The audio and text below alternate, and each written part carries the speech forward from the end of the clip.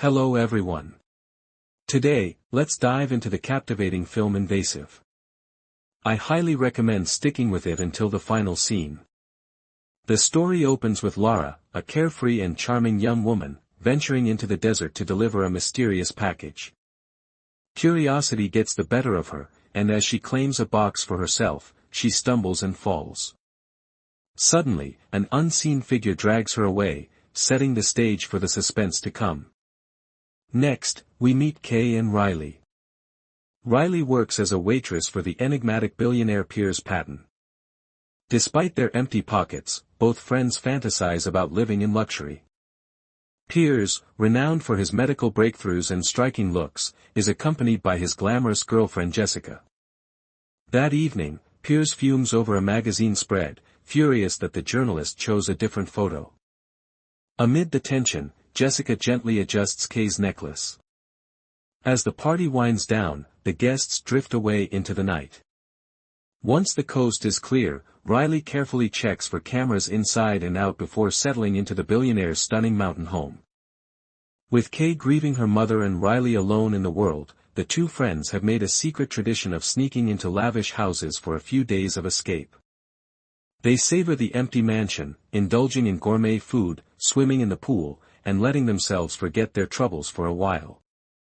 Riley arranges to meet a wealthy stranger for the night, leaving Kay alone in the mansion. As Kay relaxes with music, Piers unexpectedly returns with a journalist in tow. With no time to flee, Kay ducks behind the living room sofa, heart pounding. Piers, seething with resentment over the journalist's choices, slyly laces a wine glass with his signature drug. His anger simmers as he recalls the hours wasted and the photo that made it to print. The journalist reels, frozen in place, while Kay crouches behind the sofa, watching in horror. As Piers drags the journalist away, Kay, desperate to escape, fumbles and spills her necklace and wine. Heart pounding, she flees to another room and tries to call Riley, but his phone is off. Shaking with fear, she finally manages to dial the police. Piers returns, spots the necklace and spilled wine, and seals the house tight.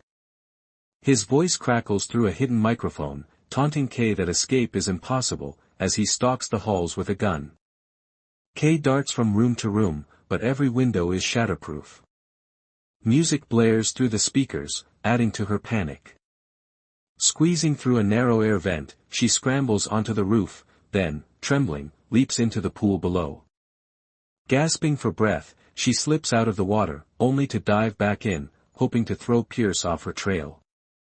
When Piers catches her, Kay begs him to let her go. When the girl is afraid to get out of the water, Piers sees on his phone that a police officer has arrived to check the house. He closes the pool and leaves the girl inside. While the police officer who arrived is checking the house, Piers sends a message to his friend. The police chief calls the police, and he is forced to apologize and leave the house. Kay smashes the underwater light, manages to open the pool cover, and sprints outside, but time is slipping away. Meanwhile, Piers rifles through her bag, searching online for clues about her identity. The gate refuses to budge, so Kay races to the garage, remembering a hidden key. As she searches the car, the alarm blares, summoning Piers. She snatches the key from a drawer and ducks under the car just in time.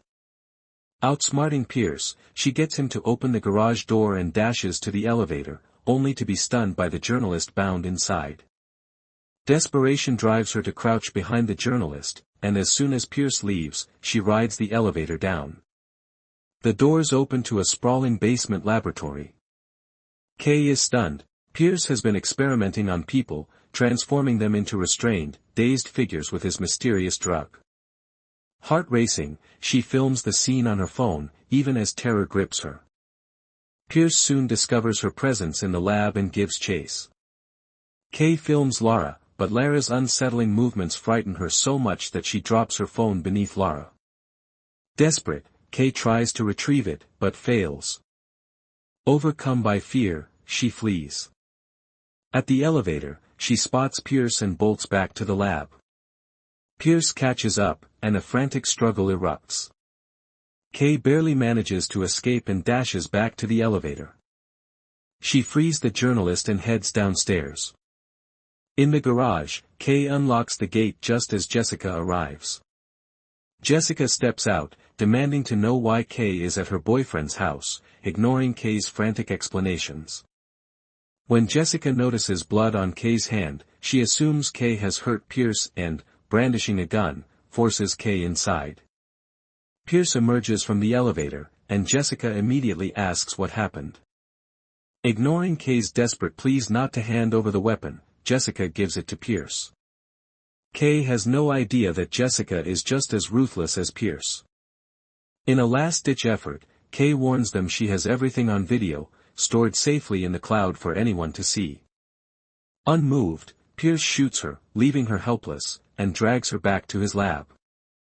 The next day, Riley comes home and tries again and again to reach Kay, but her phone is off. Restless, he pours himself whiskey, swims in the pool, and heads back inside. He accidentally cuts his leg and tumbles into the bathtub. When he spots Pierce and Jessica emerging from the lab, he hides, listening as they slip into the water and make love. Trapped, Riley can only listen, waiting in the bathroom until evening.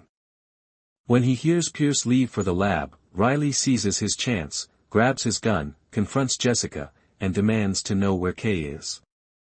Jessica tries to deflect, complaining about the break-in and their lack of concern.